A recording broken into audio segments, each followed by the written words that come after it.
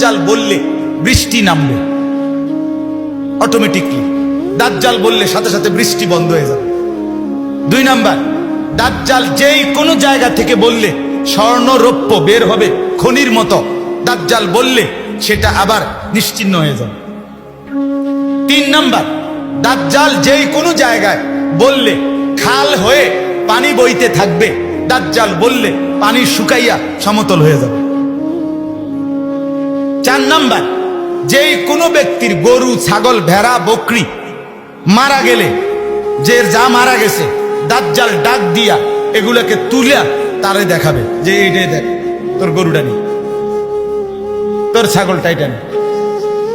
এরপরে 5 নাম্বার, আল্লাহ নবী সাল্লাল্লাহু আলাইহি সাল্লাম বলে দাজ্জাল যেই কোনো ব্যক্তির মৃত মা বাপ কবর থেকে তুললা দেখাবে যে এই দেখ তোর মা বাবার লগে কথা ক, তারা কি কয় শুন। তখন মা বাপ বলবে, মূলত সেটা শয়তান আকৃতি ধরে। নবীজি বলছেন মা বাপ বলবে ইয়া বুনাইয়া ইন্নাহু রাব্বুক ফাত্তাবিউহু, নাউযু, এ তোর খোদা, এর অনুসরণ কর। আপন মা যদি এটা বলে, আপন বাপ যদি এটা বলে, মাথা ঠিক থাকবে তো? আল্লাহ নবী সাল্লাল্লাহু আলাইহি সাল্লাম বলেন দাজ্জাল আপনার কল্লা ফালাইয়া আবার জীবিত করে ফেলবে। মানে এই তো দেখছে কল্লা ফালাই দিছে, হত্যা করছে, আবার ওই ব্যক্তিকে তাৎক্ষণিক আবার জীবিত করে দিবে। নাউযুবিল্লাহ।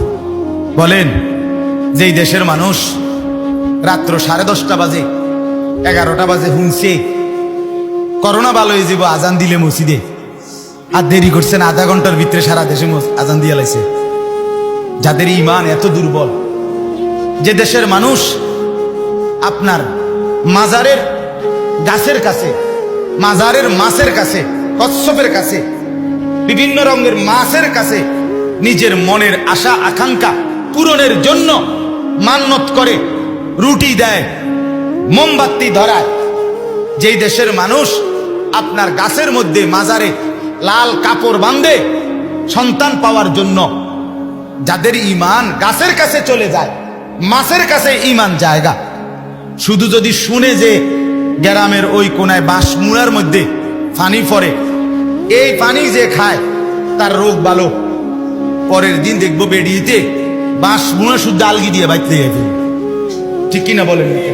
সামান্য এটুকুতে যাদের ঈমান চলে যায়, তারা যখন এই কারবার দেখবে বৃষ্টি নামে বৃষ্টি বন্ধ হয়, পানি বয় পানি বন্ধ হয়, স্বর্ণরৌপ্য উঠে স্বর্ণরৌপ্য আবার চলে যায়, বাপ মা কথা কয় গরু ছাগল জীবিত হয়, এতে বেড়া বিশেষ করে মহিলারা সবার আগে কবা আরে কিতারে কস এবারটা খোদা না, তার খোদা আইব করতে, এতে বালা খোদা কই পাইবা, বলবে কিনা বলেন?